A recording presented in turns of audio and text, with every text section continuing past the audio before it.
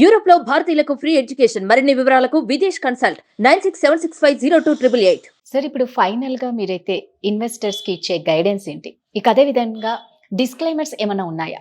మనం చాలా విషయాలు చెప్పుకున్నాం. అసెట్స్ ఎన్ని కేటగిరీస్లో ఉన్నాయి, ఎలా ఒక్కొక్క దాంట్లో ఇన్వెస్ట్ చేసుకోవాలి. నేను ఇన్వెస్టర్స్కి అంటే కొత్తగా వచ్చే స్టాక్ మార్కెట్లో కొత్తగా వచ్చే ఇన్వెస్టర్స్కి గైడెన్స్ వేరుగా ఉంటుంది, అలాగే ఎక్స్పీరియన్స్ వాళ్ళకి వేరుగా ఉంటుంది. కొత్తగా వాళ్ళు ఫస్ట్ సిస్టమేటిక్ ఇన్వెస్ట్మెంట్ ప్లాన్లో స్టార్ట్ చేయాలి. కానీ టాప్అప్ అనేది నేను చెప్పినట్టుగా slip systematic and lump sum investment ప్లాన్లో జర్నీ స్టార్ట్ చేయాలి. అయితే ఈ అసెట్ అలొకేషన్లో సమ్మరీగా మళ్ళీ చెప్పుకునేది ఏంటంటే, మీకు 10 లక్షల రూపాయలు మీ దగ్గర ఇన్వెస్టబుల్ సర్ప్లస్ ఉంటే అన్ని స్టాక్స్లో పెట్టకుండా కొంత మ్యూచువల్ ఫండ్స్లో, కొంత డైరెక్ట్ ఈక్విటీలో, కొంత రియల్ ఎస్టేట్లో, కొంత క్యాష్ రూపంలో, కొంత రియల్ ఎస్టేట్ ఇన్వెస్ట్మెంట్, అలా మీరు అన్ని చోట్ల కొంచెం కొంచెం కొంచెం పెట్టుకుంటే రిస్క్ డైవర్సిఫై అవుతుంది. రిస్క్ గోల్డ్లో కూడా కొంత పెట్టుకోవాలి. అప్పుడు ఏమవుతుందంటే, జనరల్గా మార్కెట్ బాగా పడ్డప్పుడు గోల్డ్ పెరిగే అవకాశాలు ఉన్నాయి.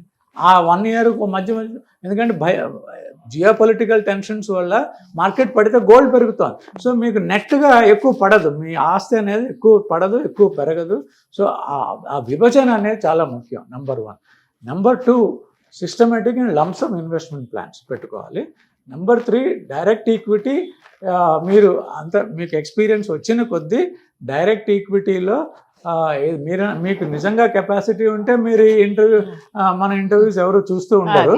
అది తెలియని వాళ్ళే జనరల్గా అడ్వైజర్ కోసం చూస్తారు. కాబట్టి సెబీ ఇప్పుడు ఒక 1000 మందిని లైసెన్స్ ఇచ్చి వాళ్ళని మార్కెట్లో రిలీజ్ చేసింది. కాబట్టి వాళ్ళంతా అవైలబుల్ ఉన్నారు మీ మొబైల్ ద్వారా.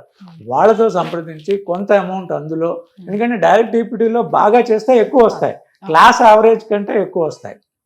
అలా చేసుకుంటూ కొంత మ్యూచువల్ ఫండ్స్ ప్యాసివ్లో పెట్టుకుంటూ, కొంత రియల్ ఎస్టేట్ ఇన్వెస్ట్మెంట్ ట్రస్ట్లో పెట్టుకుంటూ, కొంత గోల్డ్లో పెట్టుకుంటూ, కొంత emergency cash 5 months 6 months cash compulsory savings అకౌంట్లో ఉంచుకుంటూ రెగ్యులర్గా ఇన్వెస్ట్ చేస్తూ వెళ్తే I think that's a way to go in terms of wealth creation. అయితే ఒకటి క్లుప్తంగా నేను చెప్పేది, గోల్ అనేది ఉండాలి.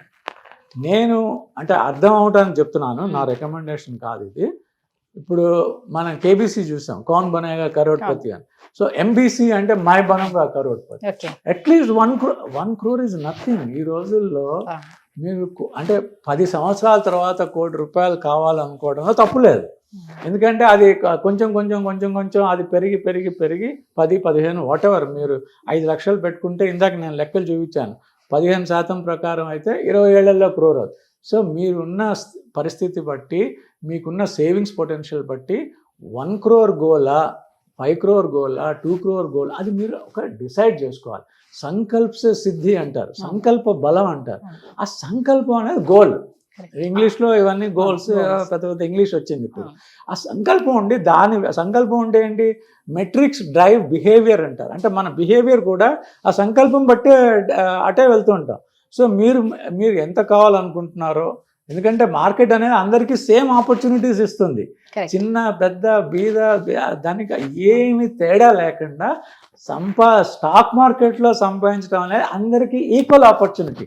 చదువుతో సంబంధం లేదు, బ్యాక్గ్రౌండ్, ఆస్తితో సంబంధం, కానీ మీ సంకల్పం మీకు ఉండాలి. ఇప్పుడు ఇండియా $20 trillion అయిపోతుంది, అందరికీ $10,000, అది వెదర్ ఇన్ఫర్మేషన్. మనకేంటి, మన గోల్ ఏంటి, లక్ష్యం ఏంటి, ఎన్నేళ్ళ 10 ఏళ్లలో 5 crore. ఇప్పుడు $1 million గోల్ పెట్టుకుంటారు చాలామంది. 1 million, దాని వాళ్ళని ఇంగ్లీష్లో ఏమంటారంటే MND అంటారు, అంటే మిలియనియర్ నెక్స్ట్ డోర్. అంటే $1 million. అమెరికాలో రిచ్ పీపుల్ని ఎలా మెజర్ చేస్తారంటే, అంటే గ్లోబల్గా కూడా మిలియనియర్స్ అంటారు. $1 million అంటే 8 crores. 20 ఏళ్ల తర్వాత 8 crores అంటే ఇప్పుడు ఎంత ఉంటుంది, 50 లక్షలు ఉంటే చాలు. అలా మీరు పోను ఇన్ఫ్లేషన్ పెరుగుతూ ఉంటుంది. కాబట్టి లాంగ్ టర్మ్లో ఒక గోల్ పెట్టుకుని, ఆ గోల్కి ఈ విభజన, నేను ఇందాక చెప్పినట్టుగా విభజన చేసుకుని, నెల అన్నిట్లో అసెట్స్లో చేసుకుంటూ వెళ్తే ఇట్స్ ఏ గుడ్ జర్నీ. అవకాశాలు మాత్రం విపరీతంగా ఉన్నాయి ఇండియా. అది నేను ఇచ్చే సందేశం. అది it's not a recommendation or advice. ఒక్క డిస్క్లైమర్ నేను ఇవ్వదలుచుకున్నాను. అఫ్కోర్స్ నేనే నా పాస్ట్ పర్ఫార్మెన్స్ చెప్పలేదు కాబట్టి అది అప్లై అవ్వదు. అయినా కూడా నేను సెబీ రిజిస్టర్డ్ అనలిస్ట్. మేము చెప్పేది వేదం కాదు. మేము ఎంత బాగా చేసిన పాస్ట్ పర్ఫార్మెన్స్ అది ఫ్యూచర్లో ప్రొజెక్ట్ చేయడానికి అవ్వదు. స్టాక్ మార్కెట్లో ఇవంతా ఇంగ్లీష్లో ఒక మన సిగరెట్ స్మోకింగ్ ఈజ్ ఇంజూరియస్ లాగా ఉంటుంది ఇది. కానీ అది అన్ని డాక్యుమెంట్స్ ఎవరు అడ్వైజర్ దగ్గరికి వెళ్ళినా, ఎవరు రీసెర్చ్ అనలిస్ట్ దగ్గరికి వెళ్ళినా వాళ్ళు ఆ డాక్యుమెంట్లో రాస్తారు. ఆ డాక్యుమెంట్స్ అన్ని చదివి మీకు అవగాహన చేసుకుని మీరు మీ నచ్చిన వాళ్ళ ద్వారా ఇన్వెస్ట్ చేసుకుని ఒక జర్నీ, ఒక గోల్ పెట్టుకుని వెళ్తే I think it's a wonderful journey. ఉద్యోగంతో పాటు ప్యారలల్ ఇన్కమ్ క్రియేట్ అవడానికి మెయిన్ అవకాశం స్టాక్ మార్కెట్.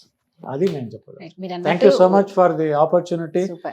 సుమన్ టీవీ చాలా మంచి అవకాశం ఇచ్చారు నాకు. I'm Hyderabad local guy. So నాకు చాలా సంతోషంగా ఉంది తెలుగులో